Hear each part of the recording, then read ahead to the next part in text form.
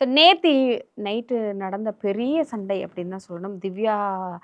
திவ்யாக்கும் விக்ரமுக்கும் நடந்தது. அதில் வந்துட்டு என் ஒய்ஃப் எதுக்கு இழுத்தீங்கன்னு ஒரு தெளிவான ஒரு ஸ்டேட்மெண்ட் கொடுத்தாரு. என்னன்னா, நான் தான் கண்டஸ்டன்ட், என் ஒய்ஃபு கிடையாது. என் ஒய்ஃப் எதுக்கு நீ இங்கே எழுத்து பேசுனேன்னு சொன்னாங்க. ஆனால் நான் ஒய்ஃபை பற்றி எங்கே பேசுனேன், நான் பேசவே கிடையாது அப்படின்னாங்க. ஆனால் ஒய்ஃப்னு பேசுனது திவ்யா அப்படின்னு நான் நினைக்கிறேன். நான் பார்த்தேன், நான் நினைக்கிறேன். உங்களுக்கு என்ன தோணுது? ஆக்சுவலா வந்து நீங்க உங்க ஒய்ஃபும் நீங்களும் பேசிட்டு இருக்கத நான் கேட்டேன். கேட்கலாமாங்க? அதுதாங்க அவங்க வேலையே. அதுவும் பாதியா கேட்டுட்டு வந்து பயங்கரமா சண்டை போடுவாங்க. அதுதான் அவங்களோட வேலையே. எதுக்கு ஒவ்வொருத்தமே பேசுறதே இப்ப போற வல்ல நம்மளுக்கு இப்ப பிஆர் டீம்னு சொல்லி 18 பேர் இது 2க்கு வேற வேலை இல்லைன்னு சொல்லிட்டு கமெண்ட் போடுவாங்க. நீ ஏன் கமெண்ட் போட்ட, நீ போற வல்ல திட்டுவான். இந்த லேடி தான்ப்பா அன்னைக்கு பேசிட்டு இருந்துச்சு, போய் சண்டை போட முடியுமா? ஏன்னா ஒரு வீட்டுக்குள்ள இருக்கோம், வீட்டுல எப்படி சொல்றது இல்லை, ஒருத்தவங்க பேசுறத கேட்டா கூட கேட்காம தான் போகணும். ஏன் அவங்க அந்த விஷயத்த வச்சு ஒரு பெரிய பிரச்சனை ஏற்படுத்து? இது அன்வான்டா பெருசாக்கணும்னு பாத்தீங்கன்னா விக்ரம் தான். இவங்க ஒய்ஃப்னு சொன்னது இவங்களுடைய தப்பு, கேட்டேன்னு சொன்னது மிக மிக தப்பு, பெரிய பெரிய தப்பு அது. அதுவும் ஸ்க்ரீன் விஷயத்தை எடுக்கும் போதே இவருக்கு பயங்கர காண்டாயிடுச்சு. இது ஏன் புதுசா இவ எடுத்துட்டு வந்து பேசுறாளே அப்படிங்கிற மாதிரி எனக்குமே அது தோணுது.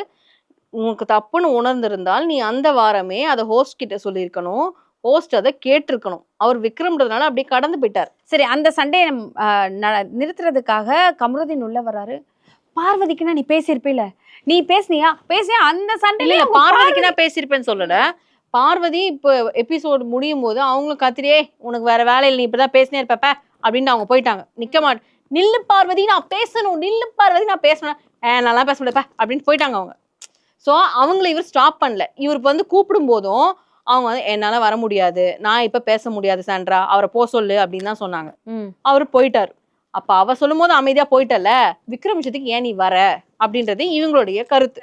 வந்திருக்க கூடாது, உனக்கு தலையா இருக்கிறதுக்கே தகுதி இல்லை, ஆனால நீ வந்துட்ட. சரி ஓகே, இதெல்லாம் பேசிட்ட.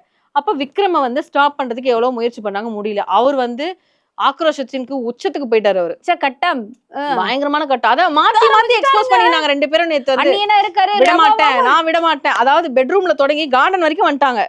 துரத்தினே வராங்க, நான் விட மாட்டேன், நீ கதவு வரைக்குமே வந்துட்டாங்க. ஓபன் பண்ணி அந்தம்மா நான் பேச மாட்டேன், நான் விட மாட்டேன், நான் பேச மாட்டேன், நான் விட மாட்டேன். இப்படியே மாத்தி மாத்தி மாத்தி மாத்தி போச்சு. ஒரு கட்டத்துல விக்ரம் வந்து ஓகே இப்ப நைட் ஆயிடுச்சு, நான் நாளை காலைல வச்சுக்கிறேன் இது அப்படின்னு சொல்லிட்டு அவர் சொல்றேன், நீங்க எப்ப பேசினாலும் என்னால பேச முடியாது விக்ரம் அப்படின்னாங்க.